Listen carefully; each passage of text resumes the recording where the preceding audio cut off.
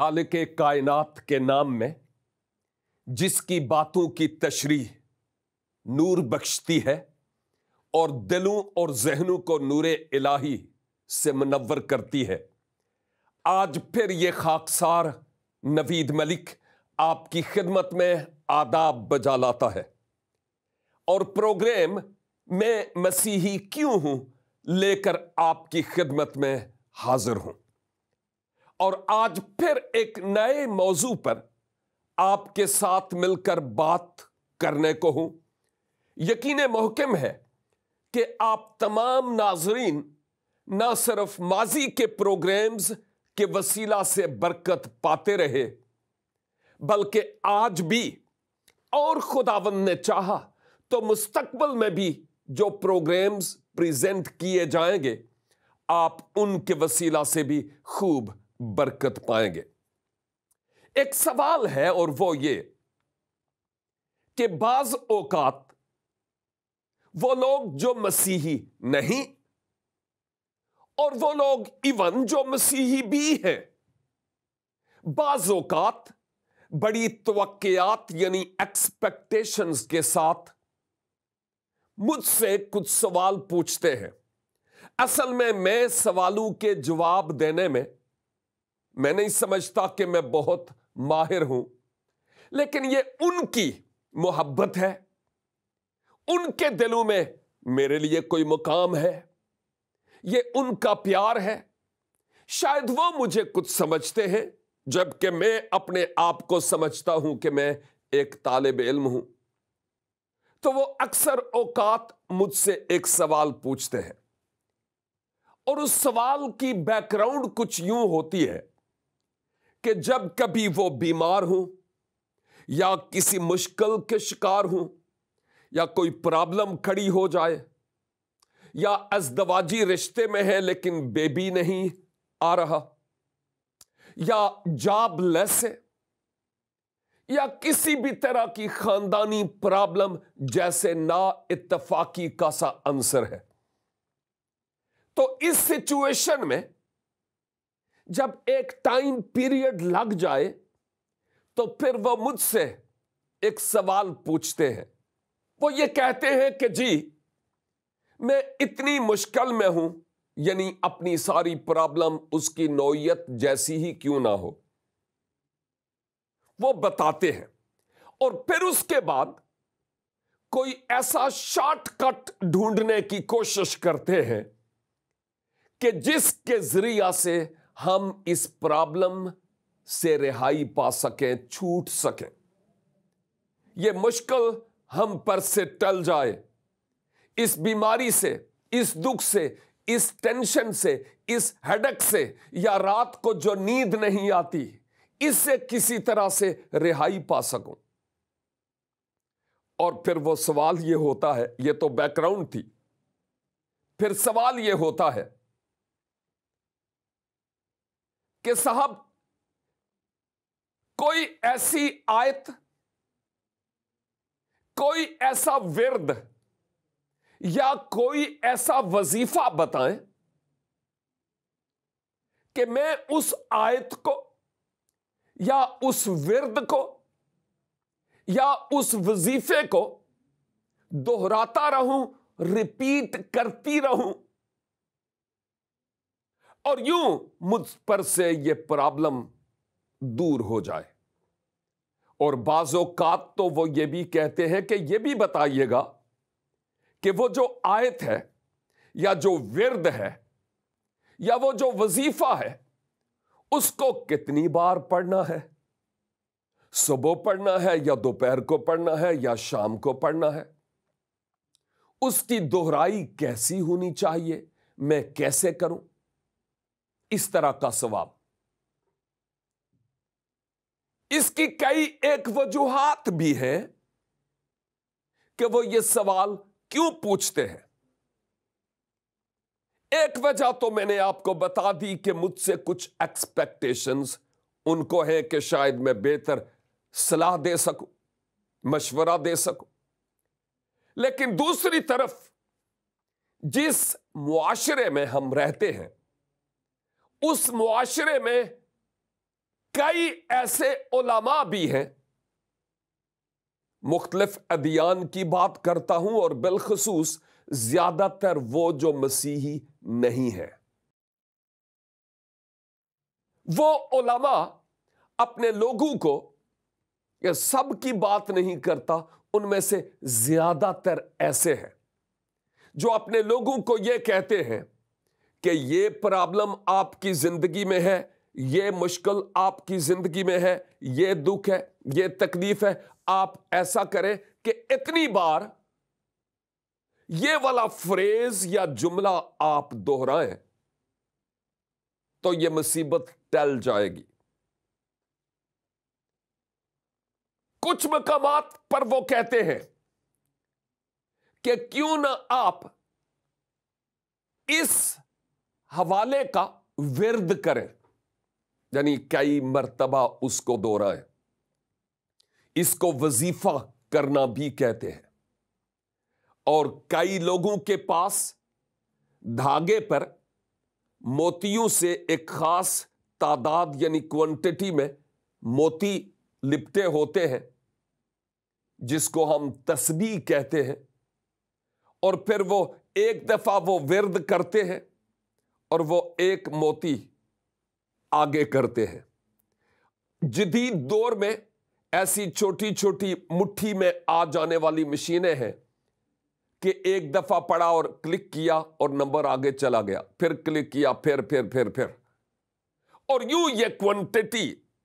یا تعداد مکمل ہو جاتی ہے پڑھنے کے ساتھ ساتھ۔ اور جب یہ ورد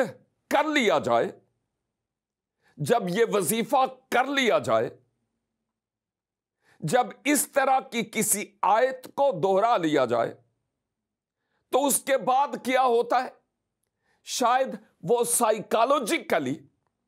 نفسیاتی طور پر یہ سمجھتے ہیں کہ چونکہ میں نے یہ کیا ہے، اس لیے اب میری پرابلم، میری مصیبت میرے سر سے ٹل جائے گی۔ لیکن ابھی کچھ وقت گزرتا نہیں ہے کہ جیسے اس ورد یا وظیفہ کے کرنے سے پیشتر تھے،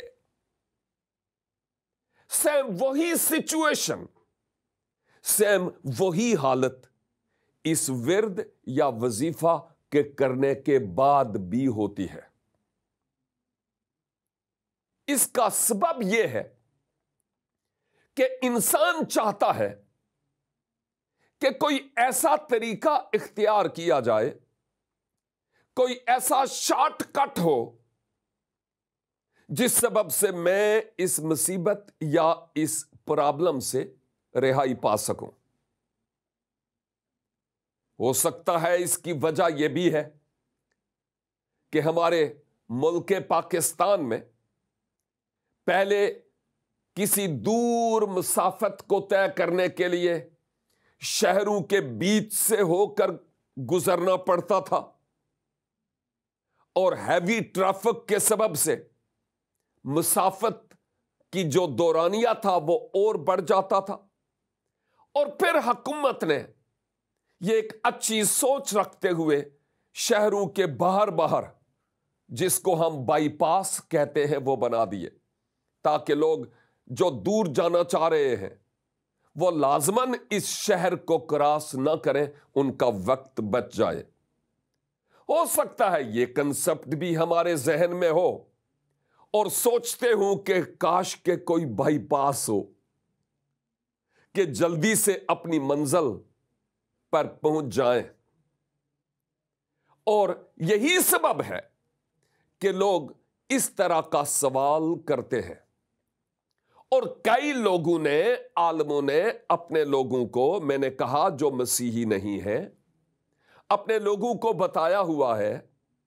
کہ جی آپ اتنی بار یہ کریں، اتنی بار یہ پڑھیں، اور پھر آپ کا مسئلہ حل ہو جائے گا۔ اور صرف پڑھنے کی ہی بات نہیں ہے، آپ کی پوزیشن، کہ آپ کس پوزیشن میں ہو کر پڑھیں، کس وقت پڑھیں، رات کو یا دن کو، اور کوانٹٹی یہ سب کچھ اس میں کاؤنٹ ہوتے ہیں. اور جس معاشرے میں ہم پلتے بڑھتے ہیں اس کا اثر ہم پر ہوتا ہے. اور یہی سبب ہے کہ لوگ یہ سوال پوچھتے ہیں کہ صاحب بتائیے کہ میں کیا کروں کہ میری اس پرابلم سے جان چھوٹ جائے. مجھے کوئی ایسا وظیفہ بتائیں, مجھے کوئی ایسا ورد بتائیں, مجھے کوئی ایسی آیت بتائیں. اس نے یہ کلام میرے لیے اور آپ کے لیے اس لیے دیا ہے کہ اس کو شروع سے آخر تک پڑھیں اور طرز حیات کو اس کلام کے سانچے میں ڈھالیں اور ذات الہی کے گناہگار انسان کے ازلی پلان اور منصوبہ کو انسان جان سکے, یعنی انتظام الہی کو جان سکے. اس کا مطلب یہ ہوا کہ کوئی ایک آیت یا کوئی ایک ایسا ورد یا وظیفہ کرنے سے بات قطعی طور پر نہیں بنتی. جتنے مرضی آپ وظیفے کر لیں, اور میں کبھی بھی آپ کو یہ انکریج نہیں کروں گا کہ یہ والا حوالہ ہے, یہ والی آیت ہے, اور آپ اس کو پڑھتے رہیں پڑھتے رہیں پڑھتے رہیں اور پڑھتے رہیں اور پڑھتے رہیں تو آپ کی جان چھوٹ جائے گی. میرے پاس ایسا کوئی کھوکھلا لارا نہیں ہے. اس بات کو سمجھنے کی کوشش کیجیے. اس لیے کہ جو باتیں میں کرتا ہوں اس کی بیس خدا کا کلام ہے,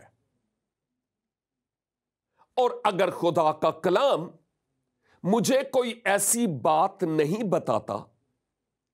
تو میرے پاس کیا اختیار ہے کہ میں اپنی طرف سے آپ کو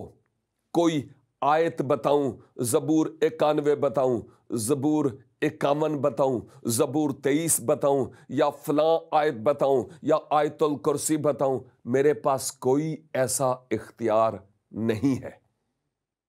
کہ میں ایسا کروں, کیونکہ خدا کی کامل مرضی کو اپنی زندگی میں جاننے کے لیے لازم ہے کہ اس کے کلام کو بالترتیب سلسلہ وار ہوش اور سمجھ اور فہم کے ساتھ تلاوت کرے اور مطالعہ کرے. تلاوت اور مطالعہ میں بڑا فرق ہے. اور پھر جو حقائق اور سچائیاں روح پاک ہم پر عیاں کرتا ہے ان کا اطلاق اپنی شخصی زندگی پر کرنے والے ہوں. آپ جانتے ہیں کہ بعض اوقات کئی ایسی پرابلمز اور مسائل ہماری زندگی میں آتے ہیں جن مسائل کے ہماری زندگی میں آنے کے لیے ہم پہلے سے پریپیئر یعنی تیار نہیں ہوتے.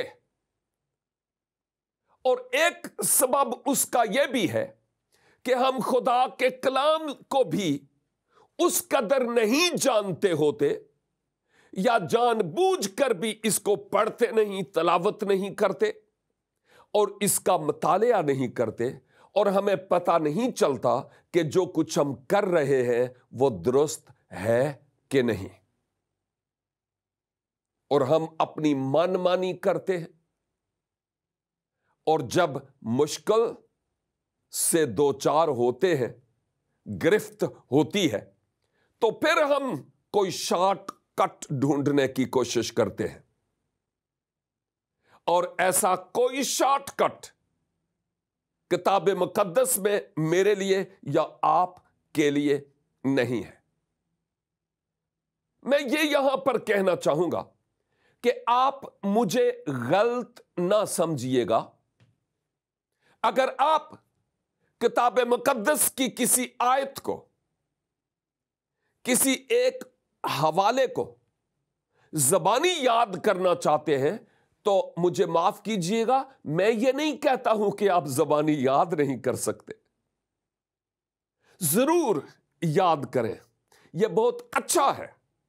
کہ زبانی خدا کے کلام کو جتنا زیادہ ہو سکے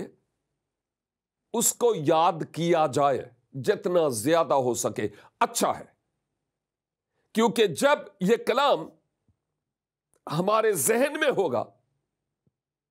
جب دکھ یا تکلیف یا مصیبت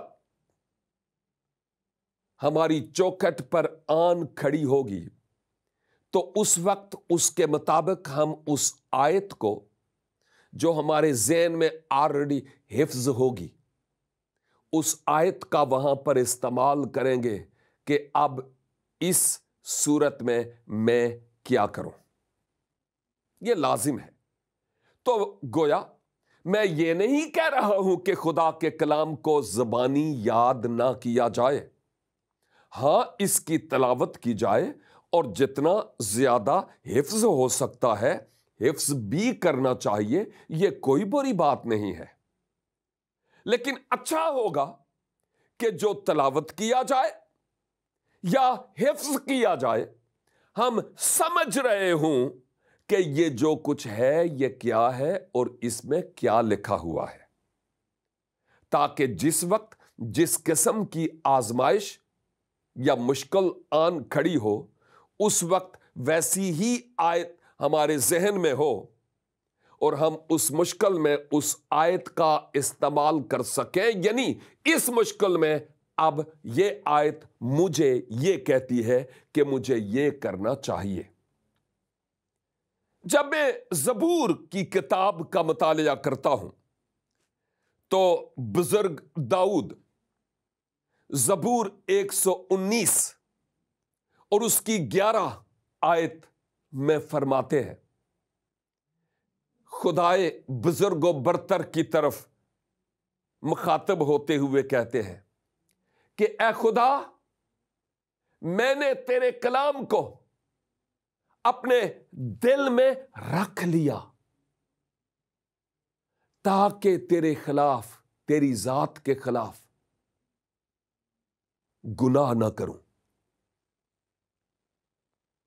کیا کہا حضرت داؤد نے؟ کہ میں نے تیرے کلام کو اپنے دل میں رکھ لیا تاکہ تیرے خلاف گناہ نہ کروں۔ کلام کو دل میں رکھ لینا سے مراد یہ نہیں کہ اندر کوئی کبرڈ ہے، الماری ہے۔ آپ سمجھ رہے کہ یہ کتاب وہاں پر رکھ لی جیسے ہم اپنے گھروں میں کتب کو کبرڈز میں رکھتے ہیں، نہیں، اس سے مراد ہرگز یہ نہیں ہے۔ اس سے مراد یہ ہے کہ جب میں تیرے کلام کی تلاوت کرتا ہوں تو تیری باتیں جو مجھے دانائی بخشتی ہے، تیری باتوں کی تشریح جو میری اصلاح کرتی ہے، ان باتوں کو میں اپنے کانوں سے سن کر، اپنی آنکھوں سے پڑھ کر، دیکھ کر، اپنے ذہن سے سمجھ کر ان کو اپنے دل میں قبول کر لیتا ہوں۔ یہ ہے کلام کو دل میں رکھنے کی بات۔ تو میرے بھائی اور میری بہن، جب ہم رب العزت کے اس کلام کو جو ہماری راہ کے لیے روشنی ہے، چراغ کی مانند ہے، جب ہم اس کی روشنی کو لیں گے، فیضیاب ہوں گے، اپنے دلوں میں اس کو بسائیں گے، ان سچائیوں کو، تو پھر کسی ورد کے کرنے کی ضرورت نہیں ہے۔ مشکل کے وقت، آزمائش کے وقت، حالات خواہ کیسے ہی کیوں نہ ہوں، آٹومیٹکلی خدا کا روح مجھے اور آپ کو یہ یاد دلائے گا کہ کلام کے اس حصے میں یہ بات لکھی ہوئی ہے، اور اس سچویشن میں مجھے یہ کرنا چاہیے۔ مثلا میں اور آپ خدا تو ہے نہیں، کامل تو ہے نہیں، کاملیت کی طرف ہم بڑھتے چلے جا رہے ہیں۔ اس زندگی میں ہم سے وہ بھی ہو جاتا ہے جو ہم چاہتے نہیں کہ ہو، اور ذات الہی کی خوشنودی کے لیے جو ہم چاہتے ہیں کہ ہم کریں، ہم سے ہو نہیں پاتا۔ اور صرف یہ میری اور آپ کی ہی بات نہیں ہے، بہت سارے مقدسین نے اپنی زندگی کی تصویر ایسے ہی پیش کی۔ مثلا رسول اعظم مقدس پولس رسول نے بھی ایسا ہی اقرار کیا ہے۔ کامل نہیں ہے یہ کہتے ہوئے میں یہ کہہ رہا ہوں کہ ہم سے غلطی، خطا اور گناہ بعض اوقات انجانے میں، اور اگر میں اور واضح طور پر کہوں تو جان بوجھ کر بعض اوقات نہ صرف گناہ ہو جاتا ہے بلکہ ہم کر لیتے ہیں۔ اور جو خدا کے لوگ ہیں نا، آپ خدا کے لوگ ہیں، جب ان سے گناہ ہو جاتا ہے تو اس کے بعد وہ سوچتے ہیں، ان کے ذہن میں ایک ایسا خیال آتا ہے اوپر سے کہ مجھ سے گناہ ہوا ہے، ذات الہی تو اب مجھ سے ناراض ہو جائے گی، اب اس گناہ سے میں اپنی جان چھڑاؤں تو میں کیسے چھڑاؤں؟ گناہ تو ہو گیا، لیکن وہ جو احساس گناہ ہے اس سے میں اپنی جان کیسے چھڑاؤں؟ اور میں سوچتا ہوں کہ خدا نے ہمارے اندر ایک ایسا سینسر لگایا ہوا ہے، روحانی سینسر کی بات کرتا ہوں، کوئی فزیکل سینسر ٹریکر کی بات نہیں کرتا، ایک ایسا سینسر نادیدنی کہ جب ہم سے غلطی ہوتی ہے نا تو ہمارا ضمیر پیپ پیپ پیپ پیپ پیپ کرنا شروع کر دیتا ہے، نادیدنی، اور ایسی آواز جو شاید ہمیں کانوں سے سنائی نہ دے، لیکن ہمارے اندر ایک ایسا احساس پیدا ہوتا ہے کہ جو تو نے کیا وہ درست نہیں کیا۔ اور بعض اوقات اس گناہ کو ہم اپنے اندر رہنے دیتے ہیں اور وہ انڈے بچے دیتا ہے ہمارے اندر، گھنٹے گزر جاتے ہیں، دن گزر جاتے ہیں، ہفتے گزر جاتے ہیں، ماہ گزر جاتے ہیں، لیکن میرا پچھتاوا ہی ہے ہم کچھ کرتے نہیں ہیں۔ تو پھر کیا کرنا چاہیے؟ اب اگر میرے دل میں خدا کا کلام ہوگا، میں اس کی تلاوت کرتا ہوں، اس کی ورق گردانی کرتا ہوں، اگر میں اس کا مطالعہ کرتا ہوں تو فوراً میرے ذہن میں یہ بات آئے گی کہ بزرگ داؤد نے کہا تھا کہ اگر میرے دل میں بدی ہوتی، گناہ ہوتا تو خدا میری کبھی نہ سنتا۔ تو اس کا مطلب یہ ہے کہ وہ کہہ رہے تھے کہ بدی کی حالت میں جب میں خدا کو پکاروں اور بدی ادھر کی ادھر ہے تو پھر خدا میری نہیں سنے گا، اور یہ جو بدی ہے اس سے ذہنی طور پر، فزیکلی مختلف طرح کے میرے اندر بگاڑ پیدا ہوں گے۔ اور پھر اگر خدا کا کلام میرے اور آپ کے دل اور ذہن میں ہوگا تو فوراً ہمارے اندر ایک بیپ پیپ پیپ ہوگی، اور وہ یہ کہ کلام خدا یہ کہتا ہے، میں نے فلاں جگہ پر پڑھا تھا جیسے پہلا یوحنا 1:9 کہ اگر ہم اپنے گناہوں کا اقرار کریں رب العزت کے حضور تو وہ ہمارے گناہوں کے معاف کرنے اور ہمیں ساری ناراستی سے پاک کرنے میں سچا اور आदल है। या अगर कोई आजमाइश है, कोई आंख की आजमाइश, कोई चीज देखी, कोई शख्सियत देखी और आंखों के जरिया ख्वाहिश हमारे मन में आई और चाहा काश कि ये चीज मेरी हो, लालच, काश कि ये चीज मेरी हो, तो उस वक्त जब ये ख्वाहिश हमारे जहन और दिल में जन्म लेने लगे तो हमें अपने आप को अलर्ट करने की जरूरत है। अगर यह कलाम मेरे दिल में होगा तो फौरन मुझे याद आएगा, ओ नवीद, खुदा का कलाम कहता है, देख गुनाह तेरे दरवाजा पर दबका बैठा है ताकि तुम्हें गिरफ्त में ले ले। यस, हां। और फिर यह भी कि कलाम यह कहता है, अपनी सोच और अपने ख्याल की निगहबानी कर। ये बातें मेरे जहन में होंगी ना,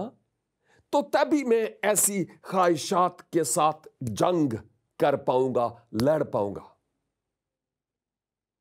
और अगर मैं ऐसा नहीं करता, अगर मैं इकरार नहीं करता, अगर मैं खबरदार नहीं हूं, तो फिर क्या होगा? ये गुनाह, ये बदी